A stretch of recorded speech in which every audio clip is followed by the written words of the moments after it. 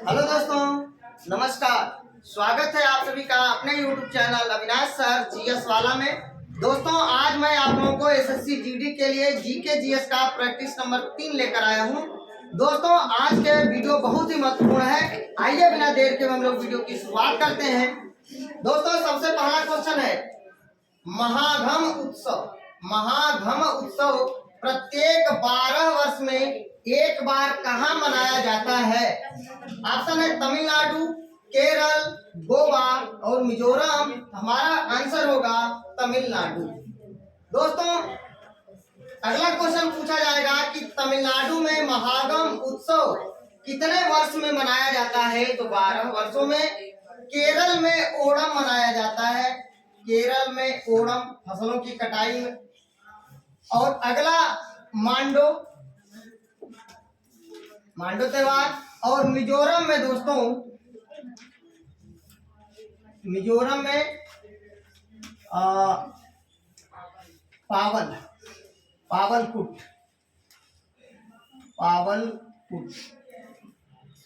और खनट्टम भी मिजोरम में मनाया जाता है। ठीक है। अरुणाचल में मुखौटा। तो महागम उत्सव तमिलनाडु में, ओणम उत्सव केरल में, मांडो उत्सव गोवा में और मिजोरम में पावलकुट उत्सव मनाया जाता है। याद करिएगा। चलिए आगे देखते हैं। ऐतिहासिक स्मारक तलातल घर। ऐतिहासिक स्मारक तलातल घर किस राज्य में स्थित है? तो दोस्तों, वास्तुकला का उदाहरण है और ये है असम में। उड़ीसा, असम, सिक्किम, पश्चिम बंगाल। तो हमारा उत्तर होगा असम में तलातल घर अवस्थित है। अगला क्वेश्चन है तमलाडू किस जनजाति द्वारा मनाया जाने वाला त्योहार है? तो दोस्तों, ऑप्शन में तुत्सा, मिसमी, खमती और बांचो। तो हमारा उत्तर होगा मिसमी और ये मनाया जाता है अरुणाचल प्रदेश में। याद रखिएगा। अगले क्वेश्चन की बात करते हैं। इथेनॉल का उत्पादन किस प्रक्रिया द्वारा होता है? लवणीकरण, संयोजन, अनुमापन, किण्वन। तो हमारा फाइनल आंसर होगा किण्वन। दोस्तों, इथेनॉल को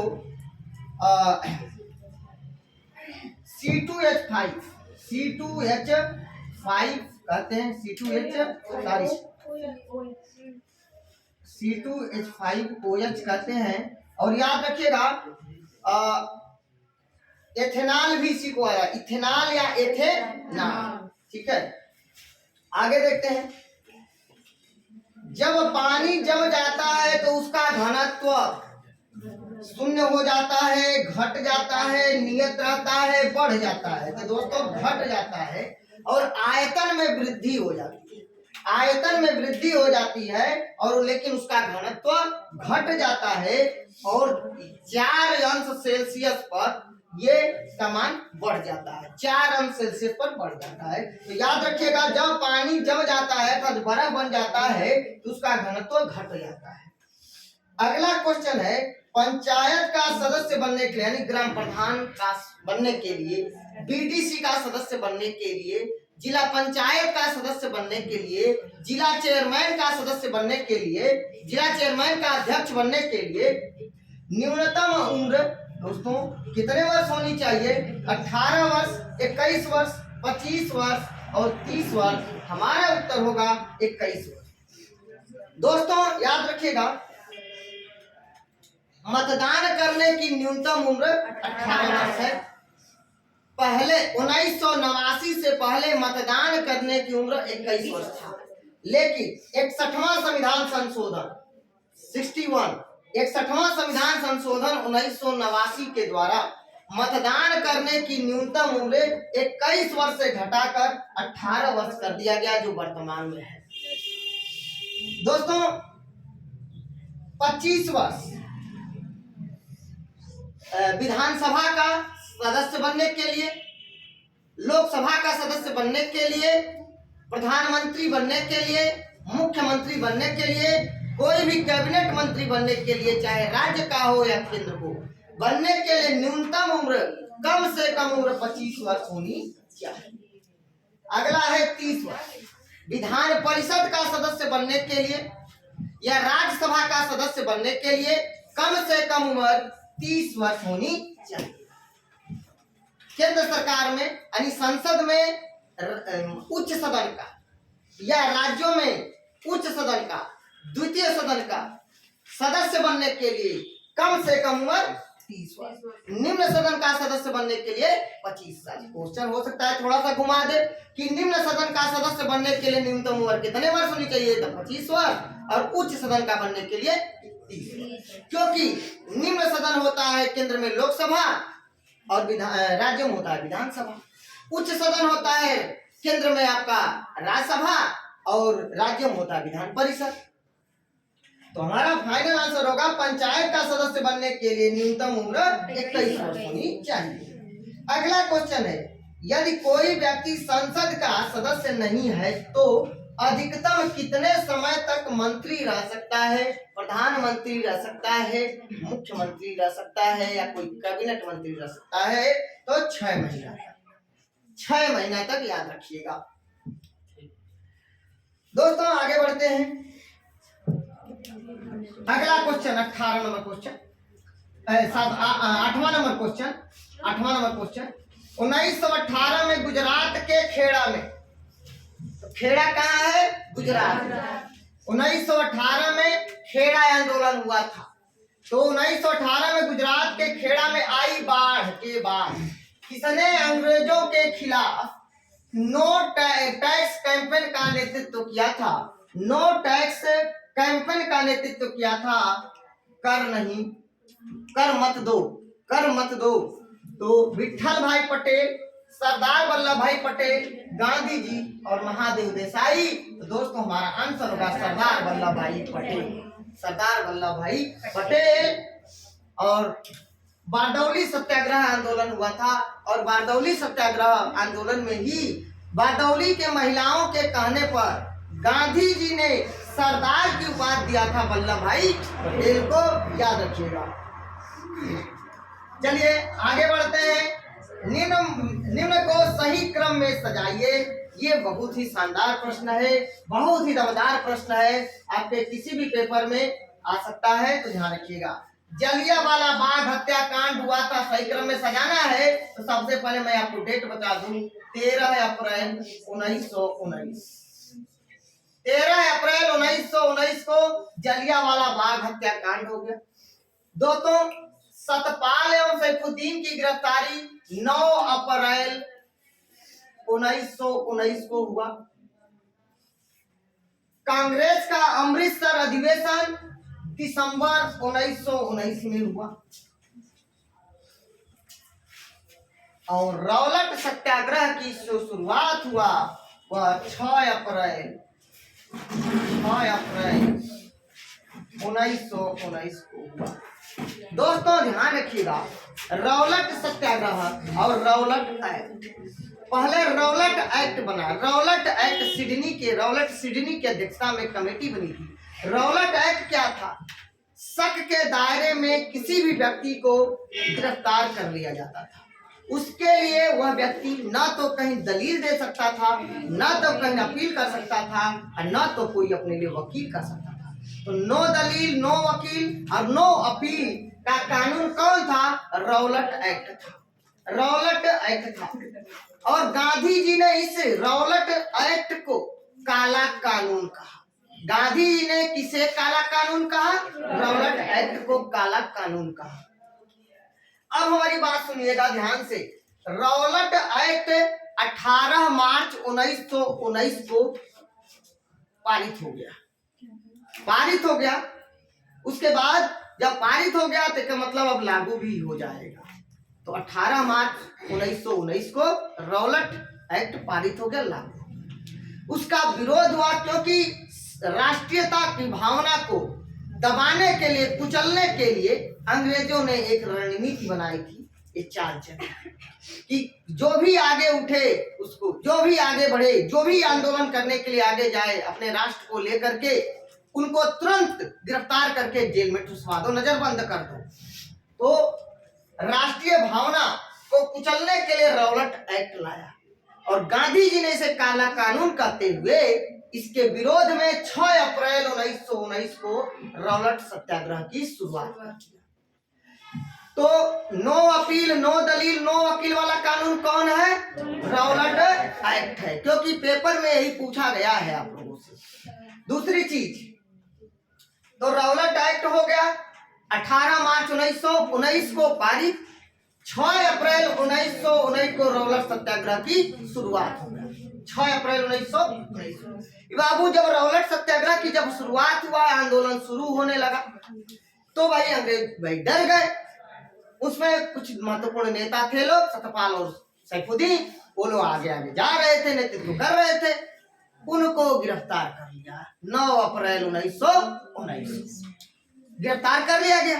और जब गिरफ्तार हो गया तो उनको छुड़ाने के लिए भीड़ इकट्ठा होने लगी बैसाखी के दिन 13 अप्रैल 1919 को, और जलियांवाला बाग में किसी जल्ली नामक व्यक्ति की वो संपत्ति थी, वो जगह थी, वहीं पर भीड़ इकट्ठा हो गया।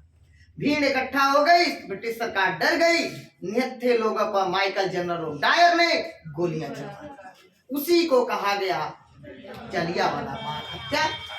तो आप लोग इतना समझ लीजिए कॉमन सेंस के माध्यम से कि सबसे पहले रौलट एक्ट पारित होगा 18 मार्च 1919 को। जब रौलट एक्ट पारित होगा तो उसके विरोध में गांधी जी आंदोलन करेंगे 6 अप्रैल 1919 को। अच्छा, 6 अप्रैल 1919 को नेतृत्व करने वाले जो नेता हैं लोग, कुछ लोग जो आगे आगे चल रहे हैं, लीडरशिप कर रहे हैं, उनको गिरफ्तार किया जाएगा। तो 3 दिन के बाद 9 अप्रैल 1919 को उनको गिरफ्तार कर लिया गया। गिरफ्तार करने के बाद जलियांवाला बाग हत्याकांड हो जाएगा। फिर दिसंबर 1919 में अमृतसर में कांग्रेस का अधिवेशन होगा, जिसकी अध्यक्षता मोतीलाल नेहरू ने की थी। मोतीलाल नेहरू ने की थी। और महत्वपूर्ण बात, इसी अमृतसर के अधिवेशन में बाल गंगाधर तिलक अंतिम बार भाग लिए थे, याद रखना है। तो इतना आप लोगों को समझ में आ गया। अब जलियांवाला बाग हत्याकांड जब हो गया 13 अप्रैल 1919 को, तो किस महत्वपूर्ण नेता ने अपना नाइटहुड और सर की पदवी से त्याग पत्र दे दिया? तो रविंद्रनाथ टैगोर ने नाइटहुड और सर की उपाधि से त्याग पत्र दे दिया, विदेशी तमगा वापस कर दिया। कब कर दिया, ये भी प्रश्न आपसे पूछा जाएगा। 30 मई 1919 को 30 मई 1919 को रविंद्रनाथ टैगोर ने नाइटहुड और सर की उपाधि से त्याग पत्र दे दिया। क्यों दे दिया? जलियांवाला बाग हत्याकांड के विरोध। शंकर नायर ने वायसराय की कार्यकारिणी परिषद से इस्तीफा दे दिया। शंकर नायर ने वायसराय की कार्यकारिणी परिषद से इस्तीफा दे दिया जलियांवाला बाग हत्याकांड के विरोध में। याद रखिएगा, जमनालाल बजाज ने राय बहादुर की पदवी त्याग दिया। जमनालाल बजाज ने राय बहादुर की पदवी त्याग दिया। तो इतने महत्वपूर्ण प्रश्न जरूर याद रखना लेना आप लोग। रविंद्रनाथ टैगोर ने नाइटहुड और सर की पदवी कब त्यागा? 30 मई 1919 को। ये याद रखिएगा, बहुत ही इंपॉर्टेंट प्रश्न है। वायसराय की कार्यकारिणी परिषद से किसने इस्तीफा दे दिया? तो शंकर नायर ने। जलियांवाला बाग हत्याकांड के लिए मदन मोहन मालवीय की अध्यक्षता में कांग्रेस पार्टी ने एक जांच समिति का गठन किया था। कांग्रेस पार्टी ने जलियांवाला बाग हत्याकांड के लिए किस कमेटी का गठन किया था? तो मदन मोहन मालवीय की अध्यक्षता में उस कमेटी का गठन किया था। आगे बढ़ते हैं, इसको हम लोग सही क्रम में लगाएंगे। तो सबसे पहले बाबू आएगा रौलट एक्ट पारित होना। तो रौलट एक्ट तो है नहीं, तो जब रौलट एक्ट नहीं है तो रौलट सत्याग्रह की शुरुआत हो जाएगी 6 अप्रैल 1919 को। तो पहला 4 आएगा, ए पहले नंबर पर ए में भी है, बी में भी है, सी में भी है और डी में भी 4 है। तो अभी ऑप्शन का हम डिसाइड नहीं कर पाएंगे। दूसरे नंबर पे आएगा सतपाल और सैफुद्दीन की गिरफ्तारी 9 अप्रैल 1919 को। तो भैया 4 नंबर के बाद 2 नंबर आएगा। अब यहीं से 4 2 ये और 4 2 ये, ऑप्शन नंबर बी और ऑप्शन नंबर डी खत्म हो जाएगा। अब option number B, option number A में और ऑप्शन नंबर सी में चयन करना है। तीसरे नंबर पे आएगा जलियांवाला बाग हत्याकांड। 4 2 1 3 हमारा ऑप्शन नंबर 3 हो जाएगा, सी हो जाएगा। तो याद रखिएगा हमारा ऑप्शन नंबर ये भी है। तो यहाँ पे आप, यहाँ पे मैं बदल देता हूँ भाई, 3 कर दीजिए। चलिए अब हो गया ऑप्शन नंबर सी। 4 2 1 3, 4 2 1 3 हमारा फाइनल आंसर हो जाएगा। क्वेश्चन आपसे पूछा जाए, कांग्रेस का अमृतसर अधिवेशन की अध्यक्षता किसने की थी? मोतीलाल नेहरू ने की थी। मोतीलाल नेहरू ने की थी, याद रखिएगा। बहुत ही इंपॉर्टेंट प्रश्न, इतना हो गया। आगे बढ़ते हैं। 10वां नंबर क्वेश्चन, शिशिर कुमार घोष ने भारतीयों में राष्ट्रीयता की भावना जागृत करने के लिए 1875 में किस संस्था की स्थापना किए थे? तो दोस्तों 1875 में इंडियन लीग की स्थापना शिशिर कुमार घोष ने की थी। शिशिर कुमार घोष ने इंडियन लीग की स्थापना 1875 में की थी, याद रखिएगा। और इसी इंडियन लीग का नाम बदलकर 1876 में इंडियन एसोसिएशन कर दिया सुरेंद्रनाथ बनर्जी और आनंद मोहन बोस ने, याद रखिएगा। क्वेश्चन पूछा जाएगा, इंडियन लीग का स्थान किस संस्था ने लिया? इंडियन एसोसिएशन ने। इंडियन एसोसिएशन के संस्थापक कौन थे? सुरेंद्रनाथ बनर्जी और आनंद मोहन बोस ने। सुरेंद्रनाथ बनर्जी को बिना ताज का बादशाह कहा गया। आगे देखते हैं। तो इंडियन लीग हो गया और इंडियन एसोसिएशन हो गया। दोस्तों इंडियन लीग के शिशिर कुमार घोष ने स्थापना की थी। शिशिर कुमार घोष ने अमृत बाजार पत्रिका भी निकाले थे और उनके साथी सहयोगी थे मनमोहन घोष। तो ध्यान रखिएगा, अमृत बाजार पत्रिका, मनमोहन घोष और शिशिर कुमार घोष। मेन नाम है शिशिर कुमार घोष, इसके बाद आप प्रेफरेंस देंगे मनमोहन घोष का। आगे देखते हैं, इंडिपेंडेंस लीग भी मैंने आपको ऑप्शन में दे रखा है। तो इंडिपेंडेंस लीग की स्थापना, याद रखिएगा, 1942 में रास बिहारी बोस ने की थी। 1942 में इंडिपेंडेंस लीग की स्थापना रास बिहारी बोस ने की थी। और इंडिपेंडेंट पार्टी की स्थापना मदन मोहन मालवीय और मोतीलाल नेहरू ने की थी, याद रखिएगा। इंडिपेंडेंट पार्टी की स्थापना मोतीलाल नेहरू और मदन मोहन मालवीय ने किया था, याद रखिएगा। इंडिपेंडेंस फॉर इंडिया लीग, एक और बात बता देते हैं, इंडिपेंडेंस फॉर इंडिया लीग की स्थापना 1928 में नेहरू रिपोर्ट के विरोध में पंडित जवाहरलाल नेहरू और सुभाष चंद्र बोस ने की थी। Independence for India league, independence for India league की स्थापना पंडित जवाहरलाल नेहरू और सुभाष चंद्र बोस ने नेहरू रिपोर्ट के विरोध में 1928 में की थी। दोस्तों आगे बढ़ते हैं अगले क्वेश्चन की ओर। 11 नंबर क्वेश्चन, भारत के कितने राज्यों में द्विसदनीय विधानमंडल है? तो दोस्तो68 राज्यों में है, 6 राज्यों में है। दोस्तों देखिए, विधानसभा का उल्लेख अनुच्छेद 168 में है, जबकि विधान परिषद, यानी एक विधानसभा और एक विधान परिषद होता है। विधानसभा का उल्लेख 168 में, विधानमंडल का उल्लेख 168 में, विधान परिषद का उल्लेख 169 में है, जबकि विधानसभा का उल्लेख 170। देखिए, विधानमंडल का उल्लेख अनुच्छेद 168 में है, विधान परिषद का उल्लेख 169 में है और विधानसभा का उल्लेख 170 में है अनुच्छेद में। दोस्तों देखिए, अनुच्छेद 169 में विधान परिषद का गठन भी किया जाता है और उसी के द्वारा समाप्त भी किया जा सकता है। विधान परिषद को ऊपरी सदन बोलते हैं, उच्च सदन बोलते हैं। 6 राज्यों में है, कहाँ कहाँ है देख लीजिए। उत्तर प्रदेश और बिहार, उत्तर प्रदेश और महाराष्ट्र और कर्नाटक। साथ साथ क्या करिए, याद हो जाएगा बहुत शानदार तरीके से। उत्तर प्रदेश का पड़ोसी बिहार, उत्तर प्रदेश बिहार, महाराष्ट्र और कर्नाटक, महाराष्ट्र और कर्नाटक, और आंध्र प्रदेश का पड़ोसी तेलंगाना, आंध्र प्रदेश और तेलंगाना, आंध्र प्रदेश और तेलंगाना। इन 6 राज्यों में विधान परिषद है, यानी 2 सदनीय व्यवस्था है, विधानसभा भी है और विधान परिषद भी है।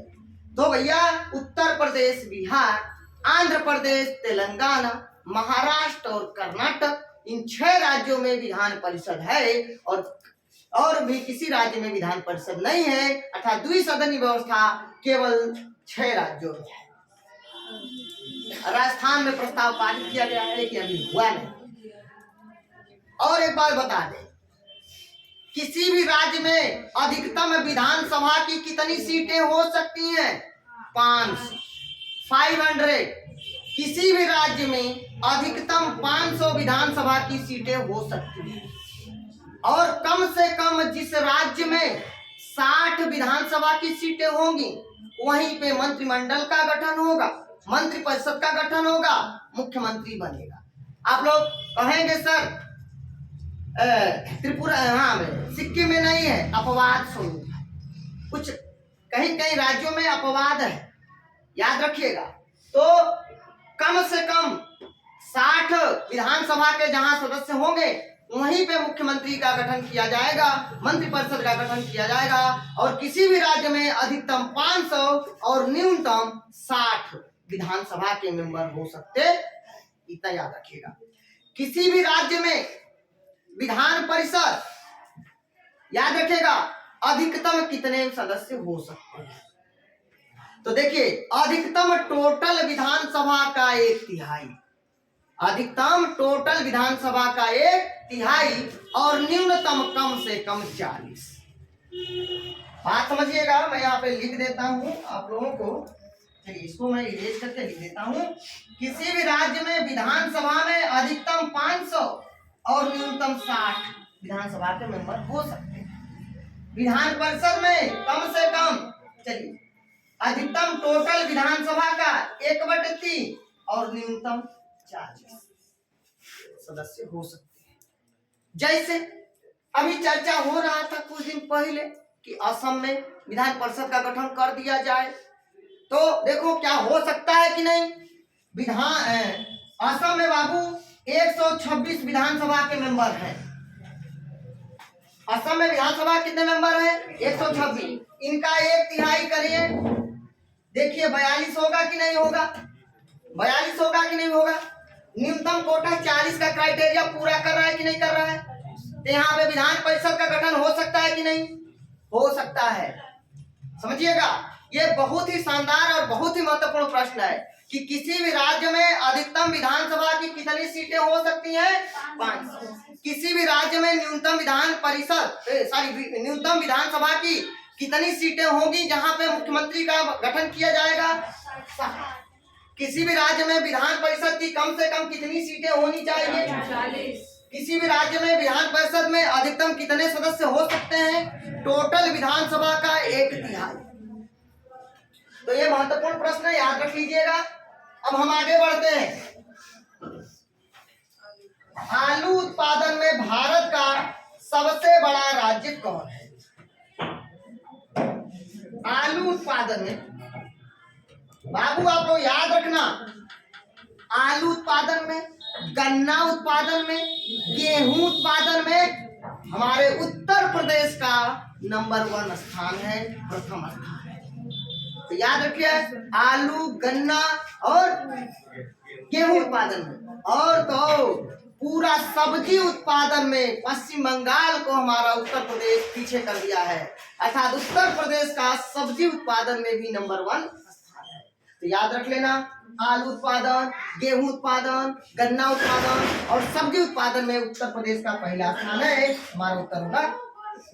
सोयाबीन उत्पादन में महाराष्ट्र नंबर 1 पे है, एमपी दूसरे नंबर पे चला गया है। तो सोयाबीन में महाराष्ट्र पहला स्थान, उड़ीसा में बॉक्साइट उत्पादन, बॉक्साइट उत्पादन में उड़ीसा नंबर 1 पर है।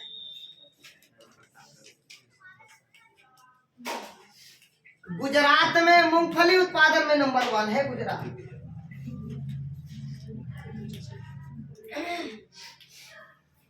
मूंगफली उत्पादन में गुजरात। और ध्यान रखिएगा, ये बताइए मूंगफली किसकी फसल है? रबी खरीफ जायद, रबी खरीफ जायद, तो खरीफ की फसल है, याद रखिए। मूंगफली खरीफ की फसल है, याद रखिएगा। दोस्तों, तंबाकू उत्पादन में पहला स्थान आंध्र प्रदेश का, याद रखिए। चलिए आगे बढ़ते हैं। 2011 की जनगणना के अनुसार सबसे कम जनसंख्या घनत्व कहाँ है? जनसंख्या घनत्व का मतलब 1 वर्ग किलोमीटर में कितनी जनसंख्या रहती है, कितने लोग रहते हैं। तो अरुणाचल प्रदेश में मात्र 17 लोग रहते हैं, मात्र 17 लोग रहते हैं। तो सबसे कम कहाँ है? उत्तर प्रदेश की बात करते हैं तो 829 लोग रहते हैं। सिक्किम की बात करते हैं, सिक्किम की बात करते हैं बाबू, तो आ जाएगा सिक्किम 52 है, मिजोरम में 86 है, और पश्चिम बिहार में सबसे ज्यादा है 1106। 1 वर्ग किलोमीटर में 1106 बिहार में। तो क्वेश्चन जब पूछेगा 2011 की जनगणना के अनुसार सबसे अधिक जनसंख्या घनत्व कहाँ है, तो बिहार। सबसे कम कहाँ है? उत्तर प्रदेश में कितना है? 800। सिक्किम में 52, मेघालय में 86, मिजोरम में 86, मिजोरम में, हरियाणा में 573, हरियाणा में 573, याद रखिएगा। हिमाचल प्रदेश में 123 है, हिमाचल प्रदेश में 123 है, और पश्चिम बंगाल में 1028 है, याद रखिएगा। पहले नंबर पर बिहार और दूसरे नंबर पे आ जाएगा पश्चिम बंगाल। आई बात समझ में? मिजोरम में 86, सिक्किम में 52, उत्तर प्रदेश में 829 और अरुणाचल प्रदेश में 17, ठीक, याद रखिएगा। और 123 हिमाचल प्रदेश में, मैंने बताया। पश्चिम बंगाल में 1028 है बच्चा, 1028, और 1106 आपका बिहार में है। तो जनसंख्या का और ओवरऑल पूरा देश का राष्ट्रीय पूछा जाए तो 382 व्यक्ति प्रति वर्ग किलोमीटर, 382, याद रखिएगा, क्योंकि मोस्ट इंपॉर्टेंट है, राष्ट्रीय स्तर पर पूछा जाएगा 2011 की जनगणना के अनुसार तो 382। तो दोस्तों फटाफट आप लोग इसका स्क्रीनशॉट ले लीजिए, उसके बाद मैं आप लोगों को रिवाइज करा देता हूं फटाफट। दोस्तों स्क्रीनशॉट ले लिए होंगे, फटाफट हमारे साथ रिवाइज कर लीजिए। महागम उत्सव प्रत्येक 12 वर्ष में एक बार कहाँ मनाया जाता है? ओणम त्योहार कहाँ मनाया जाता है? मांडो कहाँ मनाया जाता है? मिजोरम में क्या मनाया जाता है? कावल। खानाट्यम कहाँ मनाया जाता है? मिजोरम में खानाट्यम है, खानाट्यम। चलिए आगे, ऐतिहासिक स्मारक तलातल घर किस राज्य में है? असम। तमलाडू किस जनजाति द्वारा मनाया जाने वाला त्योहार है? मिसमी जो कहाँ पाए जाते हैं? चलिए आगे, इथेनॉल का उत्पादन किस प्रक्रिया द्वारा होता है? किण्वन। जब पानी जम जाता है तो उसका घनत्व घट जाता है। पंचायत का सदस्य बनने के लिए, यानी ग्राम प्रधान बनने के लिए, बीडीसी का सदस्य बनने के लिए, जिला पंचायत सदस्य बनने के लिए, जिला चेयरमैन बनने के लिए, या जिला का अध्यक्ष बनने के लिए, जिलाध्यक्ष हम कह सकते हैं, जिला परिषद अध्यक्ष या जिला चेयरमैन कर सकते हैं। तो जिला चेयरमैन बनने के लिए कम से कम उम्र कितने वर्ष होनी चाहिए? 21 वर्ष। प्रधानमंत्री बनने के लिए कम से कम उम्र 20, मुख्यमंत्री बनने के लिए, राज्यसभा और विधान परिषद का सदस्य बनने के लिए 30, तो पंचायत का चुनाव लड़ने के लिए 21, पंचायत का चुनाव लड़ने के लिए मतदान करने की न्यूनतम उम्र, तो मतदान करने की न्यूनतम उम्र 18 वर्ष, चुनाव लड़ने की कम से कम उम्र 21 वर्ष होनी चाहिए। भाई 21 वर्ष के अंदर चुनाव नहीं लड़ सकते, ग्राम प्रधान का नहीं लड़ सकते, या बीडीसी का नहीं लड़ सकते, या जिला पंचायत का नहीं लड़ सकते। 25 वर्ष का जब तक उम्र नहीं हो जाएगा तब तक लोकसभा और विधानसभा का सदस्य नहीं बन सकते। 30 वर्ष जब तक उम्र नहीं होगी तब तक आप राज्यसभा और विधान परिषद के सदस्य नहीं बन सकते। राष्ट्रपति, उपराष्ट्रपति और राज्यपाल बनने के लिए कम से कम उम्र 35 वर्ष। यदि कोई भी व्यक्ति संसद का सदस्य नहीं है तो अधिकतम कितने समय तक मंत्री रह सकता है? 6 महीने तक। याद रखिएगा, 6 महीने तक। आगे बढ़ते हैं।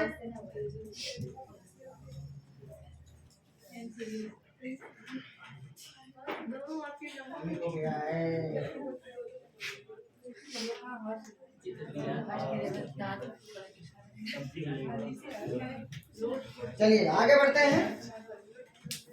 1918 में गुजरात के खेड़ा में आई बाढ़ के बाद किसने अंग्रेजों के खिलाफ नो टैक्स कैंपेन का नेतृत्व किया था?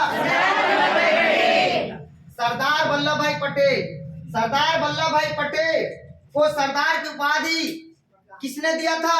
गांधी जी ने दिया था। किसके कहने पर? बारदौली की महिलाओं के कहने पर। आगे, लौह पुरुष किसको कहा गया है? भारत का बिस्मार्क किसको कहा गया है? सरदार वल्लभ भाई पटेल को लौह पुरुष और भारत का बिस्मार्क कहा गया है। और याद रखिएगा, शांति पुरुष लाल बहादुर शास्त्री को कहा गया है। निम्न में से सही क्रम में सजाइए। सबसे पहले रॉलेट सत्याग्रह हुआ। चलिए हम रॉलेट एक्ट कब पारित हुआ? 18 मार्च 1919 को। रॉलेट एक्ट कब पारित हुआ?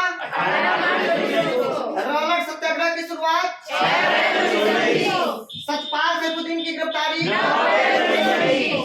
जलियांवाला बाग हत्याकांड? कांग्रेस का अमृतसर अधिवेशन? दोस्तों, सबसे पहले रॉलेट एक्ट पारित होगा 18 मार्च 1919 को। उसके बाद रॉलेट सत्याग्रह की शुरुआत होगा 6 अप्रैल 1919 को। उसके बाद सतपाल सैफुद्दीन को गिरफ्तार किया जाएगा 9 अप्रैल 1919 को। 9 अप्रैल 1919 को सतपाल और सैफुद्दीन को गिरफ्तार किया जाएगा। उसके बाद 13 अप्रैल 1919 को जलियांवाला बाग हत्याकांड होगा। उसके बाद दिसंबर 1919 में अमृतसर का अधिवेशन हुआ, जिसकी अध्यक्षता मोतीलाल नेहरू करेंगे। चलिए हमें बताइए कि जलियांवाला बाग हत्याकांड के विरोध में किसने सर और नाइटहुड की पदवी से त्याग पत्र दिया? रविंद्रनाथ टैगोर ने। रविंद्रनाथ टैगोर ने सर और नाइटहुड की पदवी से त्याग पत्र क्यों दिया? जलियांवाला बाग हत्याकांड के कारण। रविंद्रनाथ टैगोर ने जलियांवाला बाग हत्याकांड के बाद अपने महत्वपूर्ण तमगा वापस कर दिया। कब? 30 मई 1919 को। 30 मई 1919 को वायसराय की कार्यकारिणी परिषद से इस्तीफा किसने दिया? शंकर नायर ने। राय बहादुर की पदवी से त्याग पत्र किसने दिया? जमनालाल बजाज, जो महात्मा गांधी के 5वें पुत्र जाने जाते थे। गांधी जी के 5वें पुत्र कौन थे? जमनालाल बजाज। चलिए, शिशिर कुमार घोष ने भारतीयों में राष्ट्रीयता की भावना जागृत करने के लिए या जागृत करने के उद्देश्य से 1875 में किस संस्था की स्थापना किया था? इंडियन लीग का नाम 1876 में बदलकर क्या किया गया? इंडिपेंडेंस लीग की स्थापना कब हुआ? और इसकी स्थापना रास बिहारी बोस ने की थी। किसने की थी? दोस्तों, इंडिपेंडेंस लीग की स्थापना 1942 में जो है रास बिहारी बोस ने की थी। और इंडिपेंडेंट पार्टी की स्थापना मोतीलाल नेहरू और मदन मोहन मालवीय ने की थी। मदन मोहन मालवीय को महामना मदन मोहन मालवीय कहा गया। महामना मदन मोहन मालवीय। बीएचयू के संस्थापक कौन थे? मदन मोहन मालवीय। बीएचयू की स्थापना कब हुआ? 1916 में। 1916। बीएचयू का मतलब बनारस हिंदू यूनिवर्सिटी। और शिलान्यास किया था लॉर्ड हार्डिंग ने। और गांधी जी पहली बार 1916 में बीएचयू की स्थापना के समय ही अपना पहला जन भाषण दिया था। जन भाषण गांधी जी कब दिए थे? 1900 कब? बीएचयू की स्थापना के समय। चलिए, अमृत बाजार पत्रिका के स्थापना किसने की थी? शिशिर कुमार घोष। याद रखिएगा। और याद रखिएगा, इंडियन लीग की स्थापना कब किया गया? इंडियन एसोसिएशन की स्थापना कब हुआ था? दोस्तों, इंडियन लीग की स्थापना 1875 में किया गया और इंडियन एसोसिएशन की स्थापना 1876 में सुरेंद्र नाथ बनर्जी और आनंद मोहन बोस ने। आगे बढ़ते हैं। 11 नंबर क्वेश्चन, भारत के कितने राज्यों में द्विसदनीय विधानमंडल है? 6 राज्यों में। कौन कौन?